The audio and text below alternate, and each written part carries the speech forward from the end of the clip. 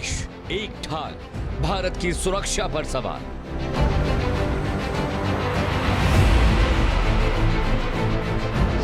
पाक की नई तिकड़ी, शांति खतरे में पड़ी।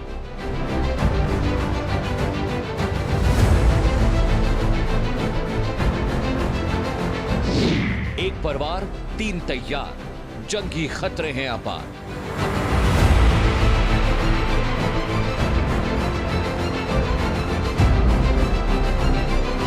तुर्की की टेक्नोलॉजी, पाकिस्तान का टेरर।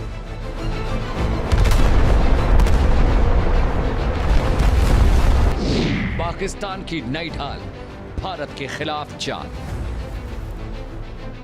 जी हां, पाकिस्तान की नई ढाल और ये नई चाल थी। एक हमला तो तीनों पर हमला। पाकिस्तान, सऊदी अरब और तुर्की ने ऐसा रक्षा समझौता किया है दर्शकों, जिससे पूरे इलाके के रणनीतिक समीकरण पर सवाल खड़े कर दिए। पाकिस्तान को मिल गई है सऊदी की ताकत और तुर्की की सैन्य तकनीक की छतरी, लेकिन सवाल भारत के लिए है। क्या पाकिस्तान अब अपने दम पर नहीं तीनों देशों की ताकत के भरोसे आंखें तरेरेगा? क्या इस समझौते से सिर्फ सुरक्षा सहयोग है या एक नया सैन्य ध्रुव, एक पोलर तैयार हो रहा है? और अगर पाकिस्तान से भारत का टकराव हुआ तो क्या सऊदी और तुर्की सचमुच पाकिस्तान के साथ भारत के खिलाफ मैदान में उतरेंगे? तीन देश, एक रक्षा समझौता और भारत के सामने नई रणनीतिक चुनौती, चैलेंज। दर्शकों, पाकिस्तान को मिली नई ढाल क्या भारत के लिए खतरे की घंटी है? विदेश मंत्रालय, मिनिस्ट्री ऑफ एक्सटर्नल अफेयर्स के प्रवक्ता रणधीर जायसवाल क्या कह रहे हैं, जरा सुनिएगा।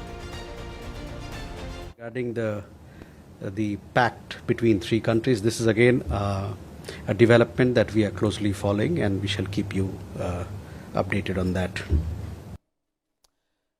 तो भारत बहुत क्लोजली इस समझौते को रीड कर रहा है। जरा आज का सवाल हम रीड कर लेते हैं। सवाल नंबर 1 आपकी स्क्रीन पर। क्या पाक, सऊदी, तुर्की की टिकड़ी भारत की सुरक्षा के लिए एक नया चैलेंज, एक नई चुनौती बनने जा रहा है? सवाल नंबर 2 दर्शकों, जिस पर हम चर्चा करेंगे पैनल के साथ, क्या तुर्की की टेक्नोलॉजी पाकिस्तान की सैन्य ताकत में इजाफा करेगी, बढ़ोतरी करेगी, उसे बढ़ाएगी? सवाल नंबर 3 दर्शकों, क्या सऊदी अरब भारत पाकिस्तान विवाद में पाकिस्तान के साथ जाएगा, क्योंकि सऊदी भारत का भिन्न मित्र है? सवाल नंबर 4 जिस पर हम चर्चा करेंगे, क्या भारत को इस गठजोड़ का जवाब नए रणनीतिक गठबंधनों से देना पड़ेगा? क्या स्ट्रैटेजिक अब उपाय करने पड़ेंगे? सवाल नंबर 5 आपकी स्क्रीन पर, क्या ये इस्लामिक नेटो है या सिर्फ वेस्ट एशिया की सुरक्षा व्यवस्था और एक फर्जी कागजी नैरेटिव जो पाकिस्तान चला रहा है? दर्शकों, अगले घंटे लगातार पूरा नैरेटिव, पूरा विश्लेषण मैं आपको समझाऊंगा। एक बड़ा पैनल भी मेरे साथ जुड़ेगा, उनसे भी समझने की कोशिश करेंगे कि एक परिवार, तीन तैयार, ये कागजी एग्रीमेंट कितना मुश्किल पैदा करेगा भारत के लिए। लेकिन डील की एबीसीडी, आपको डील की एबीसीडी मैं बताने जा रहा हूं।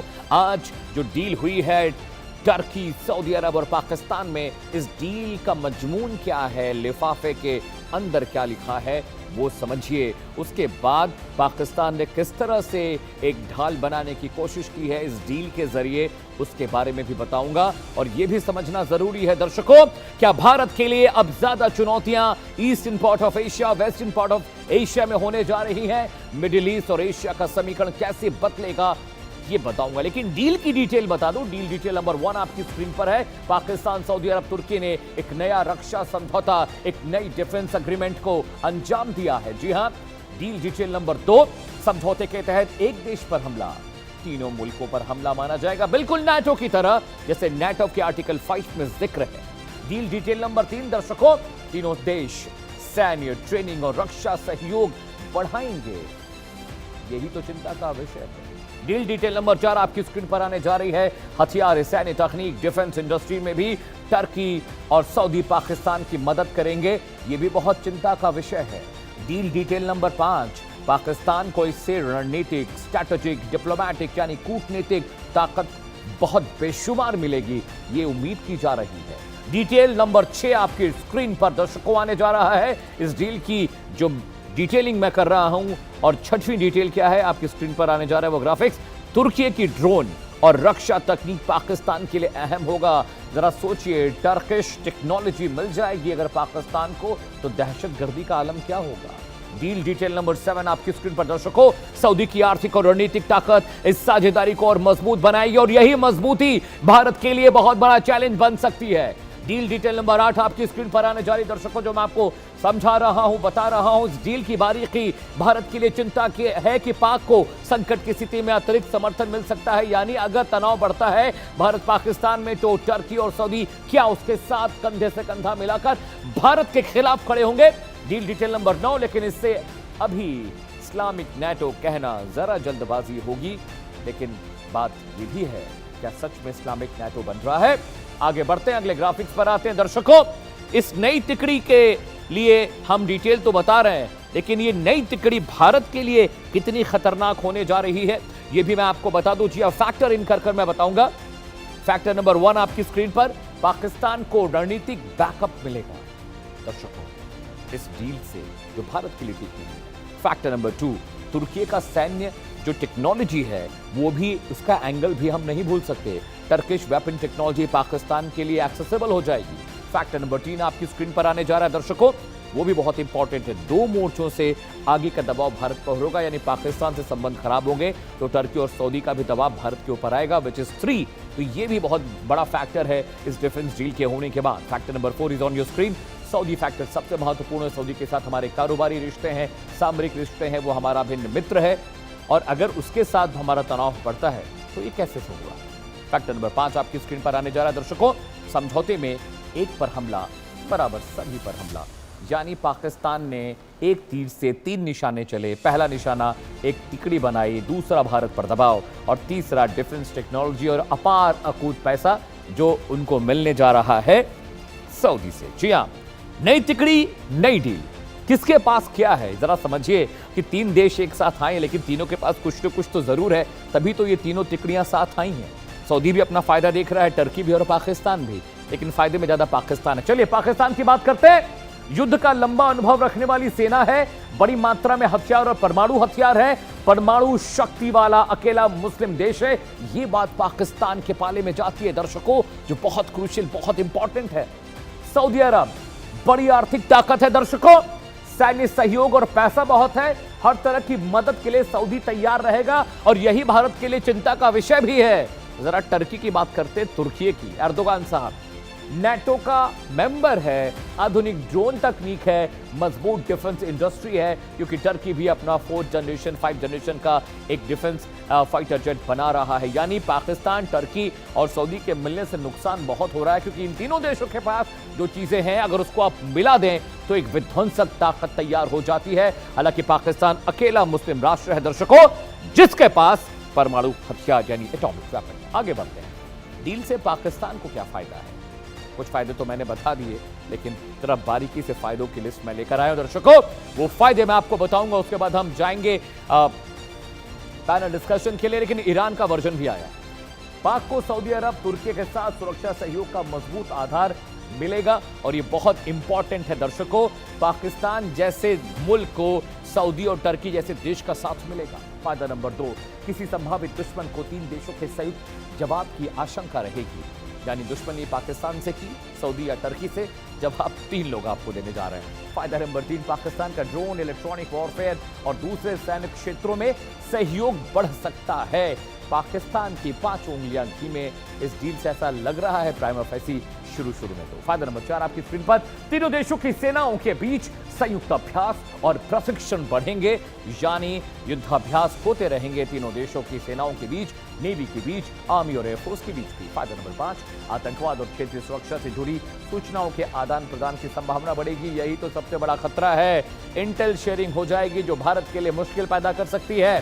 फायदा नंबर 6 आपकी स्क्रीन पर आने जा रहा है दर्शकों, रक्षा सहयोग के साथ आर्थिक और निवेश संबंधों को भी मजबूती मिलेगी। जो खस्ता हाल दिवालिया पाकिस्तान है, कुछ पैसे जरूर मिल जाएंगे ये डील होने के बाद। फायदा नंबर 7 आपको बताने जा रहा हूं आपकी स्क्रीन पर, पाक को गल्फ मिडिल ईस्ट में रणनीतिक अहमियत बढ़ाने का मौका मिलेगा, जो कि डिप्लोमेटिक नजरिए से बहुत क्रूशियल है दर्शकों। फायदा नंबर 8 आपकी स्क्रीन पर आने जा रहा है, 7 नंबर मैंने आपको बता दिया। 8वां फायदा, पाक की साझेदारी का इस्तेमाल भारत के मुकाबले अपनी बार्गेनिंग पावर बढ़ाने के लिए करेगा, इसमें कोई शक नहीं है। बार्गेनिंग पावर बढ़ जाएगी जब सऊदी, तुर्की आपके साथ खड़े हो जाएंगे। फायदा नंबर 9, पाक के पीछे बड़े सुरक्षा संकट में दो प्रभावशाली साझेदार, दो दोस्त रहेंगे, यानी पाकिस्तान ज्यादा मजबूत, ज्यादा ताकतवर खुद को महसूस करेगा। लेकिन अब पेश तो अभी आया है, ईरान का बयान आया है इस डील पर। ईरान ने क्या कहा है आपको सुनना चाहिए, समझना चाहिए, जरा वो भी आपको समझा देता हूं ग्राफिक के जरिए। नई डिफेंस डील पर ईरान का बयान आया, क्या कह रहा है वो? तुर्की पाकिस्तान के साथ कागजी समझौता हुआ है, ये defence deal just a paper work for us, it will not affect anything. Info number 2 आपकी स्क्रीन पर आने जा रहा है दर्शकों। जी हां, डिफेंस डील सऊदी को सुरक्षा नहीं दे सकता, सीधा दो टूक, ये डील सऊदी को नहीं बचा पाएगी, ईरान जब चाहेगा घुसकर मारेगा। इन्फो नंबर 3 आपकी स्क्रीन पर आने जा रही है। सुरक्षा के लिए दूसरे देशों पर निर्भर रहने के बजाय अपनी नीतियां बदलनी चाहिए, यानी डिप्लोमेटिक तब्दीलियां ईरान चाहता है, डायरेक्टली नहीं कह रहा है, कह रहा है दूसरों पर कब तक निर्भर रहोगे, खुद को सक्षम शक्तिशाली बनाओ। इन्फो नंबर 4 डील सऊदी की सुरक्षा समस्या का स्थायी समाधान नहीं है। ईरान ने अपना नैरेटिव जारी कर दिया है, ये डील उसको कागजी लगती है, सऊदी को डराने की भी कोशिश हो रही है। उसके बयान में इन्फो नंबर 5 ईरान और सऊदी अरब के बीच क्षेत्रीय तनाव बेहद संवेदनशील है, यानी इस क्षेत्रीय तनाव को अगर टर्की और पाकिस्तान दूर करने की कोशिश लाख कर लें कोई फर्क नहीं पड़ता। दर्शकों, एक बड़ा पैनल मेरे साथ जुड़ने जा रहा है, बहुत इंटरेस्टिंग टॉपिक आपके लिए लेकर आया हूं और इस पर हमको डिस्कशन भी करना चाहिए, भारत के लिहाज से बहुत इंपॉर्टेंट है। स्वागत कीजिए मेजर जनरल अनुज माथुर साहब का, is a defence expert. Jain sir, बहुत बहुत स्वागत है, बहुत शुक्रिया आपने वक्त निकाला। अरविंद सिंह तेजावत सर आपको दिखाई दे रहे हैं तस्वीरों में, is a foreign affairs expert, sir बहुत बहुत स्वागत है। हाकिम रजा आपको दिखाई दे रहे हैं, मिडिल ईस्ट मामलों के जानकार हैं और हमारे साथ अक्सर डिबेट में रहते हैं, आपका भी बहुत बहुत स्वागत है। इरशाद अहमद साहब जुड़ने वाले हैं, पाकिस्तान मुस्लिम लीग नवाज के नेता हैं, इंतजार मैं उनका कर रहा हूं क्योंकि पाकिस्तान का वर्जन भी बहुत इंपॉर्टेंट है, क्योंकि भाई डील तो पाकिस्तान ने की है। सबसे पहले जनरल साहब मैं आपके पास आ रहा हूं, मैं कंसर्न हूं भारत के लिए इस डील से। पाकिस्तान जैसा मुल्क, फटेहाल मुल्क, दिवालिया मुल्क, उसके पास पैसा भी आ गया और डिफेंस टेक्नोलॉजी भी, कितना नुकसान भारत को होता देख रहे हैं, या सिर्फ ये सच में ईरान ने जो कहा कि this is just a paper, इसका कोई मतलब नहीं है? जय हिंद अमित। देखिए, मैं आपके प्रश्न का उत्तर देने से पहले 2-3 चीजें बिल्कुल साफ बताना चाहता हूं कि जब से ऑपरेशन सिंदूर समाप्त हुआ है तब से पाकिस्तान ने कई ऐसे डेस्परेट एक्शंस लिए हैं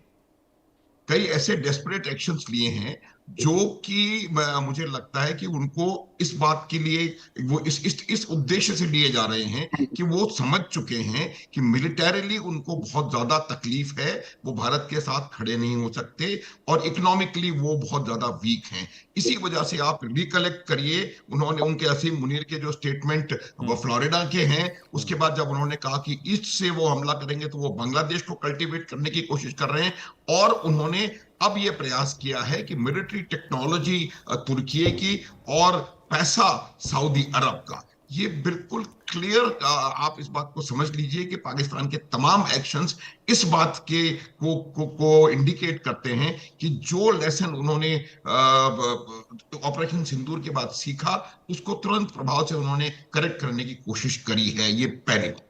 दूसरी बात, देखिए, कोई भी इस प्रकार का गठबंधन, आप इसको इस्लामिक गठबंधन नहीं कह सकते। आज कोई भी इस्लामिक गठबंधन जिसमें ईरान नहीं है वो गठबंधन हो नहीं सकता, उसकी ताकत कोई नहीं है। आज आप देखिए ईरान ने क्या सिद्ध करा है, ईरान ने कैसे अमेरिका का से लोहा लिया है, ईरान कैसे सऊदी अरब और पूरे अरब देशों के ऊपर लगातार हमले करके उनको नुकसान पहुंचा रहा है। इस युद्ध के बाद ईरान ने ये बात निश्चित रूप से पूरे अरब वर्ल्ड को बता दी है कि आपकी सुरक्षा अमेरिका 10,000 मील दूर बैठ करके नहीं कर सकता। जब अमेरिका आपकी सुरक्षा 10,000 मील दूर बैठ के नहीं कर सकता, उसी प्रकार से तुर्की पाकिस्तान से 6,500 मील दूर बैठ करके उसके लिए क्या कर सकता है, वो आप बेहतर समझ सकते हैं। तीसरी बात मैं आपको बताता हूं कि जब ऑपरेशन सिंदूर हुआ था उस समय तुर्की के ड्रोन्स बाकायदा पाकिस्तान की तरफ से भारत के खिलाफ युद्ध में शामिल थे। तुर्की के ऑपरेटर्स उन ड्रोन्स के साथ आए थे क्योंकि उनको इस बात का भी शक था कि पाकिस्तान के लोग इतने ट्रेंड हैं कि नहीं कि उन ड्रोन्स का प्रयोग कर सकते हैं। तो जहां तक सवाल पाकिस्तान और तुर्की या पाकिस्तान और सऊदी अरब का है, उनके मिलिट्री रिलेशनशिप्स पहले से रहे हैं, हमेशा से रहे हैं, और तुर्की ने उनकी सदैव मदद करने की कोशिश करी है। चौथी बात, कि ये जो अब पेपर पे जो मैं ईरान के जो जिसका भी स्टेटमेंट है मैं उसका बहुत सम्मान करता हूं, और बहुत सही और शक्तिशाली बात ईरान ने कही है, क्योंकि आज ईरान इस परिस्थिति में है कि वो पूरी दुनिया को ताकत के साथ कोई ना कोई भी बात बता सकता है। तो जो उनकी बात है वो भी हमको समझने की आवश्यकता है कि ये जो जिस प्रकार का अग्रीमेंट इससे पहले सऊदी अरब और पाकिस्तान के बीच में हुआ था, उसके भी मसौदा लगभग यही था। उसके बाद पाकिस्तान पर अफगानिस्तान ने हमला किया, कोई सऊदी अरब उठ करके वहां पर नहीं आया। सऊदी अरब के ऊपर ईरान हूथी लगातार हमले कर रहे हैं, कोई पाकिस्तान उठ करके वहां पर नहीं गया। हालांकि उनकी सेनाएं वहां मौजूद है, बावजूद उसके मुझे नहीं लगता कि उन्होंने कुछ रिटेलिएट किया। तो मेरा ये मानना है कि इस प्रकार की जो चीजें होती हैं, और एक और स्टेटमेंट आया है तुर्की से, आया है कि ये जो स्टेटमेंट है या एक कंबाइंड स्टेटमेंट टाइप है कि ये बिल्कुल डिफेंसिव गठबंधन है। तो मेरा ये मानना है कि भारत को इसके ऊपर निगाह रखनी चाहिए।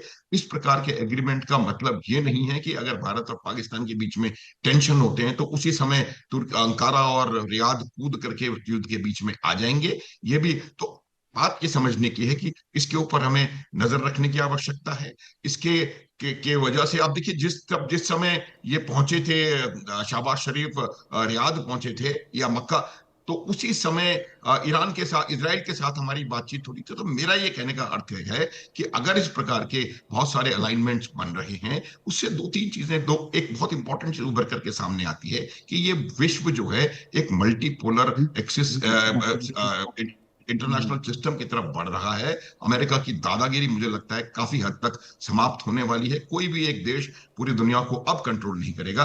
इस प्रकार के बहुत सारे अलाइनमेंट्स आपको बनते हुए नजर आएंगे। भारत के पास भी बहुत शक्तिशाली अलाइनमेंट्स हैं। भारत जिनका हिस्सा है, चाहे वो कुछ भी आप नाम ब्रिक्स ले लें या कोई भी बहुत, और हमारा यूए के साथ पैक्ट है। और एक सबसे इंपॉर्टेंट चीज समझने की है कि हमारे सऊदी अरब के साथ बहुत विश्वसनीय और बहुत कॉन्फिडेंट रिलेशनशिप्स हैं। तो भारत के खिलाफ, और हमें, और हम we are proud of those relationships, और भारत के खिलाफ सऊदी अरब क्या इस प्रकार के अरेंजमेंट के बाद उनको, उन रिश्तों को किस नजरिए से देखेगा, ये भी समझने की बातचीत है। तो मेरा मानना यह है कि ये पैक्ट से हमें कोई डरने की जरूरत नहीं है। ये पैक्ट ना भारत के खिलाफ है, ये पैक्ट ना इजराइल के खिलाफ है। आप देखिए, तुर्की एक नाटो का भी सदस्य है, और ये जो आर्टिकल 5 नाटो का कहता है कि नाटो के किसी एक सदस्य पे हमला बाकी नाटो के ऊपर हमला माना जाएगा, और इस पैक्ट का कहता है कि इन तीनों में से किसी एक पर हमला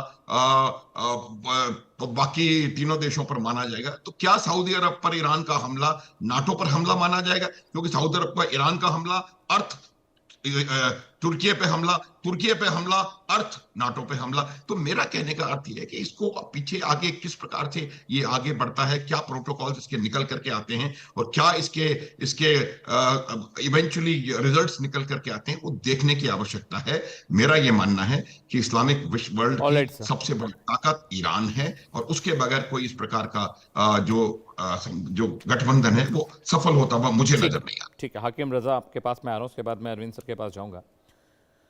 ईरान ने ये बयान दिया है कि सऊदी अरब को लगता है कि वो टर्की पाकिस्तान के साथ डील कर लेगा तो उसको सुरक्षा मिल जाएगी। ईरान ने ये मशवरा भी दिया कि परमानेंट इलाज करिए, दूसरों के ऊपर अपनी सुरक्षा के लिए निर्भर मत रहिए।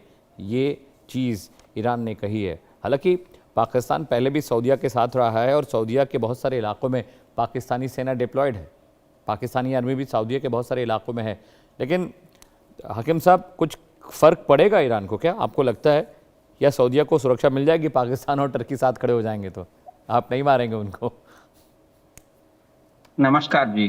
नमस्कार। मैंने लास्ट पैनलिस्ट आपके पास बता दिया था कि ये होने वाला है, सब मिलेंगे पूरे के पूरे। ये इसमें कोई शक नहीं है कि अभी तुर्की और सऊदी आया है, इसके बाद बहरीन, यूएई, कुवैत और दूसरे जितने भी गल्फ नेशंस हैं, यानी सऊदी यानी कि पूरा गल्फ समझिए, ये सारे मिल जाएंगे। ऐसे कोई अलग नहीं है, ये सब एक है। हाँ, जरूर पाकिस्तान को बहुत बड़ा, क्योंकि कंगाल हो गया था, पूरी उनके पास कोई इकोनॉमी एकदम से जीरो थी, तो इसमें है ना सऊदी का पैसा और दूसरे गल्फ का पैसा बहुत मिलेगा। इसमें इनको पाकिस्तान इसमें बहुत ज्यादा फायदेमंद है, इसमें कोई शक नहीं है कि हम सेकंड थॉट नहीं बोल सकते कि कुछ भी, कि पाकिस्तान को सबसे ज्यादा फायदा पाकिस्तान को ही है। और अगर भारत के साथ कुछ छेड़छाड़ होती है पाकिस्तान से, तो ना सऊदी के पास फौज है, ना फिर दूसरे गल्फ नेशंस के पास फौज है। फौज तो पाकिस्तान की रहेगी, पाकिस्तान की, हाँ उसके साथ में तुर्की साथ देगा, नो डाउट, उसमें कोई सेकंड थॉट नहीं है। तो ये थोड़ा हम लोगों को थोड़ा बहुत इसमें गंभीर से रोशनी डालना पड़ेगा, क्योंकि हम भी थोड़ा केयरफुल रहना है।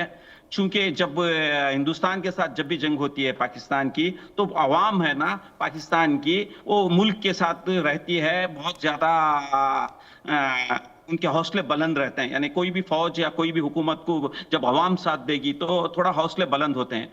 अब रहा ईरान के साथ, ईरान के साथ जब भी अगर वो पाकिस्तान आया, कोई भी आया ना, वहां की लोकल पब्लिक है ना पूरी अगेंस्ट हो जाती है। अभी पहले ही वहां पर फातिमियून, ज़ैनबियून, पाकिस्तान में ऑलरेडी ईरान के प्रॉक्सीज हैं, यानी कि ईरान के जो प्रॉक्सीज बोले रेजिस्टेंस फोर्स वगैरह वहां पर हैं, वो होने नहीं देंगे। वहां पर इतनी बड़ी सिविल वार शुरू हो जाएगी पाकिस्तान के अंदर ही, ये कंफर्म है, इसमें कोई सेकंड थॉट नहीं है। बस ये जो पैक्ट बना, जैसे ही ये साइन हुआ, उसी टाइम पे एक एमपी है रईसी बोल के, उन्होंने ये बयान दिया था कि इससे कोई फर्क पड़ने वाला नहीं है, अपनी नीतियों को बदलना चाहिए सऊदी को, क्योंकि वो जब तक इसराइल को छोड़ के नहीं आएगा, पाकिस्तान सऊदी से या गल्फ पूरे नेशन से, जब तक अमेरिकन बेसेस खत्म नहीं होंगे, इससे कोई ईरान को फर्क पड़ने वाला नहीं है। इवन तुर्की में भी इतना ही है, पूरी अवाम खिलाफ हो जाएगी अगर ये पाकिस्तान ईरान के खिलाफ आएगा। तो यहाँ पर पूरी ये जो रियलिटी बता रहा हूं मैं, यहाँ पर कोई इसमें सेकेंड थॉट नहीं है, जो रियलिटी में जा रहा हूं मैं, तो इससे ईरान को उतना कुछ फर्क पड़ने वाला नहीं है, क्योंकि वो सिर्फ हूतियों को डराने के लिए है। हूतियों को कुछ फर्क पड़ने वाला नहीं, पूरी दुनिया भी आके उसको बमबारी करे, कुछ भी करे, तो वहां है ही क्या। वो बोलते हैं कि हम ऑलरेडी गदारों में, हम यानी कि जो वादियां होते हैं ना, जो केव्स, उसमें जिंदगी ज्यादा करते हैं। उनके पास ना चप्पल है ना कपड़ है पहनने के लिए, वो लड़ाई के लिए आगे आते हैं, मिसाइल मार रहे हैं वगैरह वगैरह। वहां पर वो डरने वाली कौम नहीं है, वो कितना भी हो गया वो झुकने वाली भी नहीं है, डरने वाली भी नहीं है। हुतीस को कुछ फर्क पड़ने वाला नहीं है इससे, सिर्फ ये हुतीस को डराने की। इससे पहले आपने देख लिया 2015 से 2023 तक इस्लामिक देश बोल के एक 54 नेशन की एक बड़ी आर्मी बनाई थी, जिसके जनरल राहिल जो पाकिस्तान के आर्मी चीफ थे, उसको चीफ बने थे। इसके यमन से जंग करके देख लिया, कुछ नतीजा, जहां यमन कुछ भी डरा नहीं, यमन ने और मारा पाकिस्तान। फाइनली जब रियाद तक मारने लगा, तो फाइनली सऊदी को मजबूर होके बीच में ईरान और चाइना को डाल के डील करना पड़ा। ये इससे क्या है, जो ईरान बता रहा है ना, तो इससे कुछ फर्क पड़ने वाला नहीं, उनकी नीति बदलना पड़ेगा। ये जब तक नहीं बदलेंगे, ईरान को कुछ फर्क पड़ने वाला नहीं है। जी ठीक है, जी ठीक है हाकिम साहब, मैं आपके पास आऊँगा। मेरे साथ इरशाद अहमद साहब भी जुड़ गए हैं, लीडर हैं पाकिस्तान मुस्लिम लीग नवाज के। इरशाद भाई, बहुत बहुत स्वागत है, बहुत दिनों के बाद मुलाकात हो रही डिबेट पे। हम आपकी उस डील का डिस्कशन कर रहे हैं जो पाकिस्तान, टर्की और सऊदी अरब के बीच हुई है। ईरान कह रहा है कि पाकिस्तान और तुर्की के मिल जाने से सऊदी को कुछ होने वाला नहीं है, सऊदी को कोई बचा नहीं पाएगा। ईरान ये भी कह रहा है कि जो डील है, ईरान आपका दोस्त है, लेकिन ईरान कह रहा है कि ये जो डील पाकिस्तान, सऊदी और टर्की करके खुश हो रहा है, ये कागजी डील है, ये पेपर डील है, इसका कोई फर्क नहीं पड़ने वाला है। बहुत शुक्रिया जी। पहले तो मैं आपसे अर्ज करूं, जो मक्का मुआहिदा हुआ, इस पे फायदे की बात हम नहीं कर रहे हैं, हम पूरी दुनिया को फायदा पहुंचाना चाह रहे हैं। हम पूरी दुनिया को दिखाना चाह रहे हैं कि लोग अमन के साथ खड़े हैं, बेचैनी खत्म करनी है पूरी दुनिया से। जहाँ जहाँ जंगो जदल का बाजार गर्म है, जो ममालिक एक दूसरे के खिलाफ लड़ते हैं, उनको भी समझाना है। अब आप ये याद रखिए, ना हमारे साथ ईरान भी साथ है, हमारे साथ चाइना भी साथ है, हमारे साथ अमेरिका भी साथ है। ये देखते जाइए आप, आहिस्ता आहिस्ता आपको इसका अंदाज़ा होगा। जैसा कि आप हमारे मुल्क के खिलाफ बात करते थे, आप हमारे कश्मीर के खिलाफ बात करते थे, कश्मीर के खिलाफ बात करते थे कि वो जलाओ गिराओ हो जाएगा और कश्मीर पता नहीं टूटने वाला है, खुदा न खास्ता पाकिस्तान से अलग होने वाला है। वो भी झूठ साबित हो गया।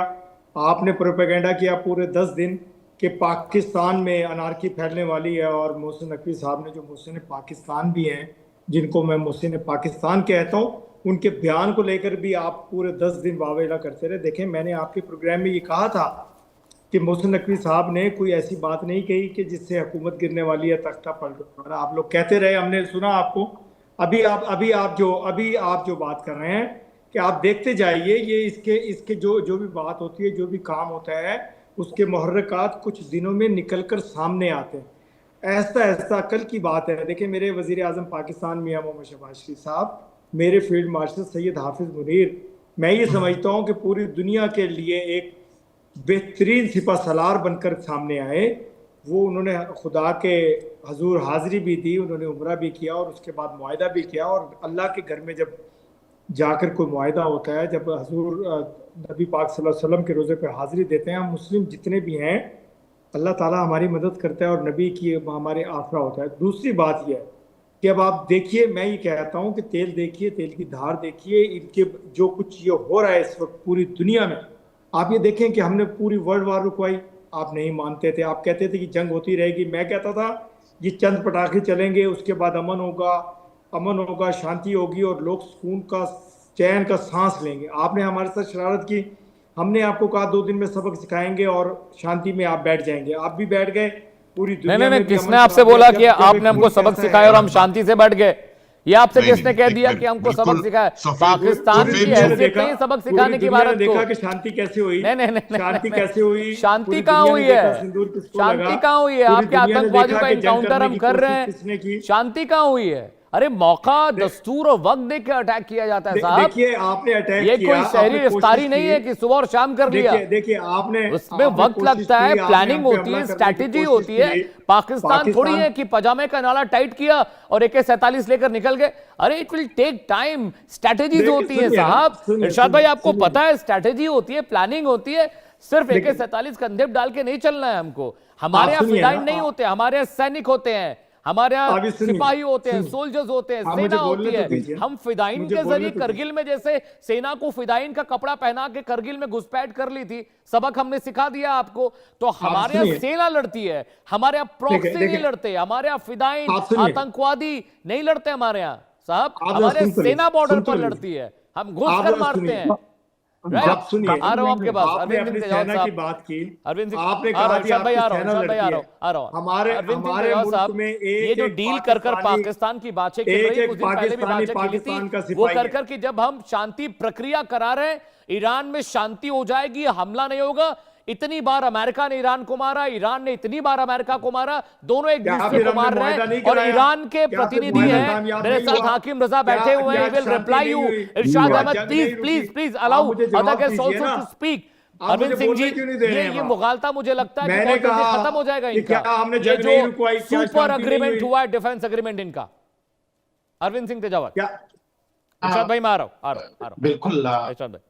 हाँ अमित साहब, ये बात बिल्कुल ठीक है, जैसा कि इरशाद अहमद साहब जैसा बोल रहे हैं वैसा हकीकत नहीं है। इसके 2-3 कारण, जो पुख्ता कारण है, वो ये है कि जैसा ईरान की तरफ से बयान आया कि ये केवल कागजी डील होने वाली है, ये सच है। कारण ये कि अगर अफगानिस्तान ने पाकिस्तान पे हमला किया था, तो क्या सऊदी ने कोई भी कोशिश की थी पाकिस्तान को फेवर देने की?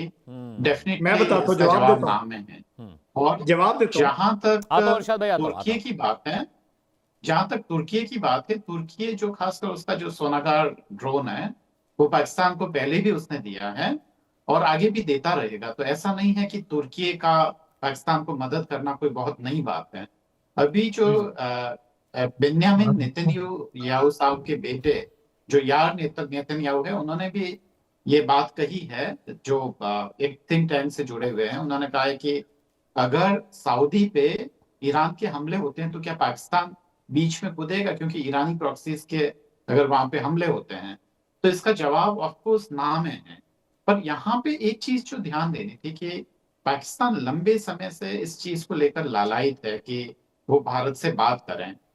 तो मैं वैसे इरशाद आलम साहब, शायद उनको बुरा लग सकता है, पर एक कहावत में बात कहता हूँ कि घोड़े को पीटने के बाद में उसको सहलाना जरूरी होता है ना? घोड़े की जगह किसी और शब्द का भी इस्तेमाल कर सकता था मैं। मुझसे जवाब लीजिएगा इसका। आ रहा हूं इरशाद भाई, जवाब लूंगा आपसे, बिल्कुल लूंगा। घोड़े की जगह कुछ और शब्द कहना चाह रहा था, पर इरशाद साहब है तो अच्छा नहीं लगेगा। तो वो पीटने के बाद में सहलाना जरूरी होता है, इसलिए भारत को वो करना चाहिए था। और ये करते तो ये ठीक रहता, ताकि एक पाकिस्तान में जो इनसिक्योरिटी फैली हुई है वो कम होती और इस तरीके की जो खासकर जो रीजनल जो संधियां हैं जिनका कोई मतलब नहीं है, उसकी तरफ पाकिस्तान नहीं जाता, क्योंकि कहीं ना कहीं एक तरीके से पाकिस्तान को नैतिक समर्थन तो मिल ही रहा है, और इसको एक तरीके से सुन्नी संगठन कह दिया जाए तो भी कोई बहुत बड़ी बात नहीं होगी, क्योंकि तीनों ही इस्लामिक कंट्री सुन्नी है और सबका उनको समर्थन मिले इस चीज की भी कोई गारंटी नहीं है, और ये जो है ऐसा कोई आश्चर्यजनक नहीं है। दूसरी बात ये कि क्या सऊदी अरामको और जो भारत का जो इन्वेस्टमेंट है उस कंपनी में, क्या वो उसको खोने के लिए तैयार है? डेफिनेटली ना है। भारत के 25 लाख लोग सऊदीया में है अभी, तो वो भी अपना काम करते रहेंगे, तो मुझे नहीं लगता कि किसी भी तरीके की, जैसे ऑपरेशन सिंदूर के समय जो कॉन्फ्लिक्ट पैदा हुआ था उसमें सऊदी अरेबिया कोई बहुत ज्यादा मदद कर पाएगा, क्योंकि ऐसा पहले भी टेस्ट किया जा चुका है जो पाकिस्तान और सऊदी अरेबिया की जो ट्रीटी हुई थी। पर हमारे लिए एक अलार्मिंग सिचुएशन ये है अमित साहब कि जब हम ईरान के लिए कोई बहुत ज्यादा दोस्ती बताने लगते हैं, अभी पाकिस्तान की और कुवैत की भी इसी तरीके की एक समझ पैदा हुई है और उन्होंने एक समझौते पे हस्ताक्षर किए हैं, तो भारत को थोड़ा सा बैलेंस होना पड़ेगा और इजराइल के प्रति जो इन दिनों में उनकी नीति जो थोड़ी सी झुक रही है वो ठीक करना पड़ेगा। दूसरा ये कि पाकिस्तान में जो इनसिक्योरिटी पैदा हुई है उसको सहलाने की जरूरत है, मुझे लगता है कि ये करने की जरूरत है अमित साहब जी। ठीक है, मैं इरशाद भाई आपके पास आऊंगा, लेकिन हाकिम रजा कुछ कह रहे हैं, उसके बाद मुझे जनरल साहब के पास जाना है। हाकिम भाई ये बात कह रहे हैं कि मेरे पास मेहमान आ जाएंगे, फिर मैं बिजी हो जाऊंगा। और इरशाद भाई मैं आ रहा मुझसे सवाल कर लीजिए, मैं फिर उनकी बात सुन लीजिए, फिर आप साथ में जवाब दीजिएगा, अरविंद जी का भी, मेरा भी, और हाकिम रजा भी जो मेरे साथ जुड़े हैं। हाकिम रजा भाई, आप पाकिस्तान कह रहे हैं कि हम पूरी दुनिया की बेचैनी को खत्म करना चाहते हैं, एक पीस प्रिवेल करे, ये डील हम इसलिए कर रहे हैं कि शांति हो। आप इस बात से इत्तेफाक रखते हैं कि पाकिस्तान अब ये डील सिर्फ इसलिए कर रहा है कि शांति प्रिवेल करना है? अरे भाई उनको पैसा मिल रहा है, उनको एर्दोगन साहब की डिफेंस टेक्नोलॉजी मिल रही है, 5 उंगलियां घी में, ये शांति वांति की बात पाकिस्तान पर सेट नहीं होती। हाकिम भाई नमस्कार जी। देखिए अभी ये डील अभी मैं कैसे क्या बोलूं, देखिए खुली बात यह है कि ये इससे पहले जो अमेरिका के साथ बातचीत की थी, ईरान के समझौता या कुछ भी आप भी बोल रहे हैं ना, तो वो कुछ भी नहीं था। अमेरिका जब हार रहा था उसके पास पूरे हथियार खत्म हो गए थे, उसके पास दूसरा रास्ता नहीं था, तो आसिफ मुनीर और नवाज शरीफ को शहबाज शरीफ को बुला के इसको बीच में आओ भाई, कुछ उसकी इज्जत से बुला के बीच में आके मैं पीस आपके पूरे ईरान के 10 शर्तें थे सब मान लिए, सब कुछ हो गया, उसके बाद फिर पलट गया, ये ट्रम्प का था। तो ये डील से भी सिर्फ पाकिस्तान का पैसा बहुत मिलेगा, ये सिर्फ कागजी डील है, कुछ भी होने वाला नहीं है। अगर पाकिस्तान के साथ कोई जंग होती है तो कोई ना सऊदी अरब कुछ भी नहीं आएगा, पैसा मिलेगा, पैसे में कोई सेकंड थॉट नहीं है, कुछ भी नहीं है। इससे ये अमन कुछ भी नहीं आएगा, डील से कोई अमन नहीं है, कुछ भी नहीं है। इससे पहले तो 54 मुल्कों के पूरी एक संगठन बन के यमन के ऊपर चढ़ाई की, उस टाइम पे कहां गई थी इनकी जो पीस बात कर रहे हैं ना हम, अमन कहां गई थी? 54 मुल्क मिलके एक यमन के ऊपर हमला करे पूरे मिलके, जो उसके फिर क्या है, राहिल जो आर्मी चीफ थे ईरान इसके पाकिस्तान के, वो जाके वो उनके 54 कंट्रीज के चीफ बन के पूरे मिलके किए, फिर चढ़ाई की, वो जब कहां गया था इनकी अमन? ये बातें नहीं है, ये सब ये है ना, सब एक खेल हो रहा है, ये सब खेल खेल रहे हैं, ये सब पूरा हुतीस के खिलाफ ये डराने के लिए सब बना रहे हैं, इससे कुछ फर्क पड़ने वाला नहीं है। अगर उतरे भी ना यमन या फिर ईरान के खिलाफ पाकिस्तान अगर जंग में आया भी ना, ये देखो इतना पक्का कंफर्म है, क्लियर है कि अगर अभी थोड़ा भी स्टार्ट होगा तो अमेरिकन बेसेस अगर सऊदी में वहां भी मारेंगे। देखते हैं जब पाकिस्तान और तुर्की क्या करेगा, कुछ नहीं कर सकते। अगर कुछ पाकिस्तान बोलने लगेगा तो वहां की आवाम वहां की गवर्नमेंट को मार देगी। ये देखिए ये सब होने वाला नहीं है, ये सब बातें हैं, कुछ होने वाला नहीं है, ये सब कागजी बातें हैं, जैसे कि वो एमपी कहते हैं ना, वही है ये, इसमें कुछ होने वाला नहीं है। ये अमन सब बातें हैं, कुछ भी नहीं। पाकिस्तान को फायदा था डील की, अमन की कोई बात यहाँ पर नहीं है। ओ यार बस करो। ठीक है इरशाद, ठीक है इरशाद अहमद, मैं आपके पास आ रहा हूँ। इरशाद साहब जवाब दीजिए, उसके बाद मैं जनरल साहब के पास जाऊंगा। इरशाद भाई देखें पहले तो अभी ये साफ फरमा रहे थे, बार बार पैसा पैसा पैसा कर रहे थे कि पैसा पैसा, पाकिस्तान को पैसे की जरूरत नहीं, पाकिस्तान अमन का शहर है। क्या बात कर रहे हैं, ये जोक ऑफ द डे है। इरशाद अहमद भाई देखिए, माफी चाहता हूं, रोक रहा हूं, ये जोक ऑफ द डे है। पाकिस्तान को पैसा नहीं चाहिए, नोबडी वुड बिलीव इट, ये कोई नहीं मानेगा। क्या बात कर रहे हैं आप? मालूम है कि मेरे दरमियान में आप सुनना ताकत नहीं है आप लोगों नहीं, मैं को सुन रहा हूं, सुनने मैं सुन की रहा हूं। आप लोगों के लेकिन अंदर हिम्मत मुझे नहीं हंसी आई, है। देखिए, मुझे हंसी आई है सुन के। एक फजूल बातें होती हैं, एक हकीकत पे मबनी प्रोग्राम होता है, God, एक God फजूल save बातें you. होती है। जैसे कि साहब आपके गाड़ी में बैठ के कर रहे हैं, इन्होंने कोई काम की बात की हो, कोई सही बात की हो तो मुझे बताइए। ये सिर्फ पैसे की बात करते रहे, मुआहदे की बात देखें। बात यह है कि मुआहदा हुआ है किसी वजह से हुआ।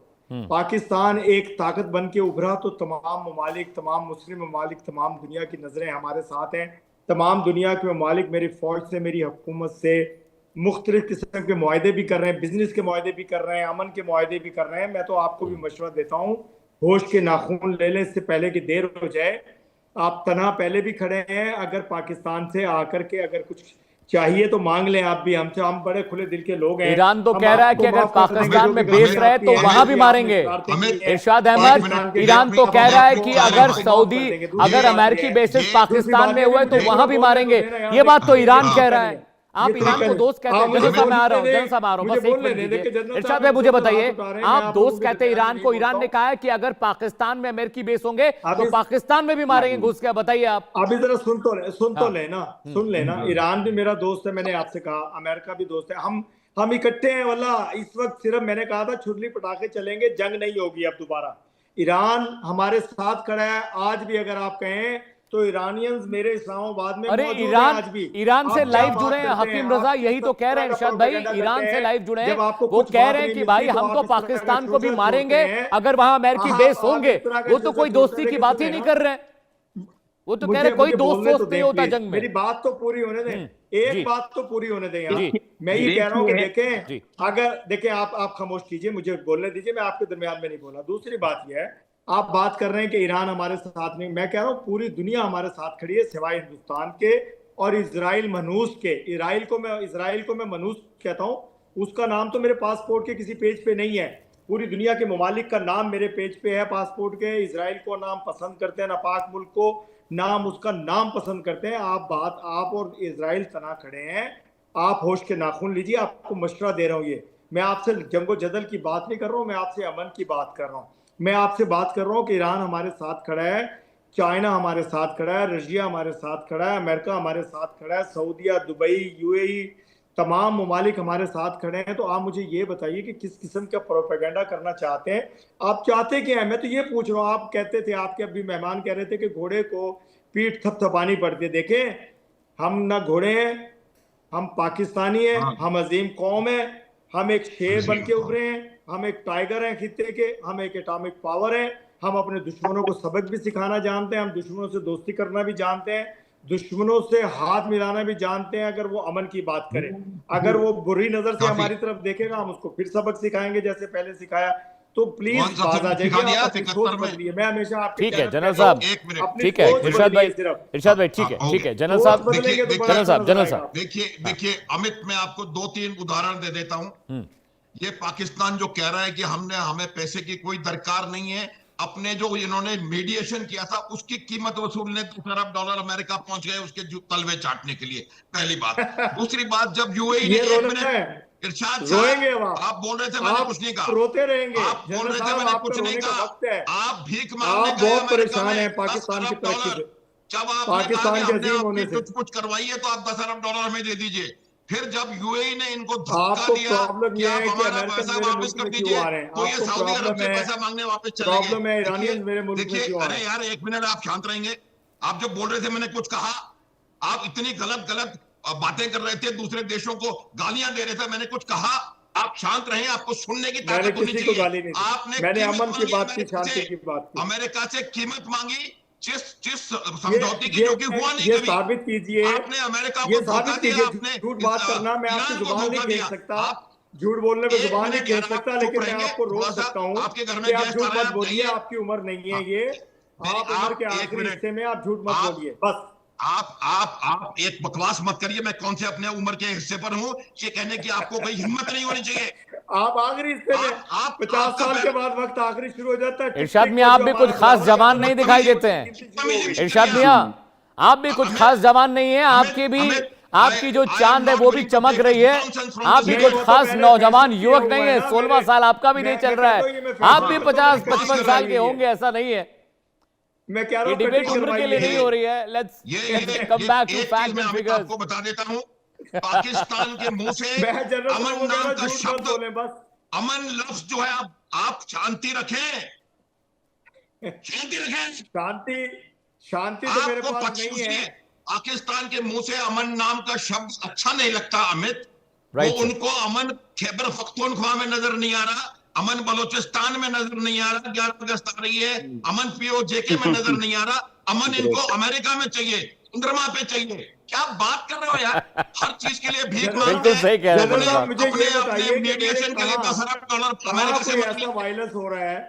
कहाँ देखिए, पूरी दुनिया में लोग अपने प्रोटेस्ट के लिए निकलते हैं, अपने हकूक के लिए हंगामे भी होते हैं, लड़ाइयाँ भी होती हैं। आप मुझे ये बताइए कि पाकिस्तान में कौन सी जलाओ घिराव हो रहा है, कौन सी आग लगी हुई है, कौन सी हम पे मुसीबत आई हुई है? इरशाद भाई, आपको पता है ये क्यों आपके यहाँ जो मेरे- खाना सुनना बनाने नहीं की चाहते, गैस है मानना वो पॉलिथीन नहीं में चाहते। पैक कर लोग 10 रुपए कमाल 5 है रुपए की यार। खरीद रहे हैं। वो आपके पाकिस्तान अमन की बात कर रहा हमारे घरों है, में वो मीटर लगे पाकिस्तान हुए हैं। पैसे की बात कर रहा आप है। सिलेंडर जहां यूज पर करते हैं, पन्नियों में हमारे घरों में मीटर लगे एलपीजी हुए बिक हैं, रही हो, डायरेक्ट आती वो है। देश कह रहा है मुझे आप पैसे नहीं लोग चाहिए। अरे झूठ पैसा, बोलिए, आपको झूठ सिर्फ मत पैसा ही चाहिए। बोलिए, ये सारा नाटक, ये ये झूठ मत सारा बोलिए। मंचन जो आप लोग कर रहे हैं, गैस का पीस लीटर लगा हुआ अमन, होता है, गैस दिस डायरेक्ट इज हमारे ऑल घर में आती है। नथिंग बट आप द मुझे गैस। बताइए, मैं अपने आपको घर की चाहिए आपको ओनली तस्वीर मनी, भेजता हूँ, सिर्फ आपको रोकड़ा मेरे चाहिए। एक सिंगल घर अरविंद में जी, 2 मैं आपके मीटर पास लगे आ रहा हुए हूं। हैं। ये देखिए होता है, अगर मैं आपको बताऊं डेटा की बात करें अरविंद सर, तो पाकिस्तान की कुल जीडीपी का 80% उनके ऊपर कर्जा है।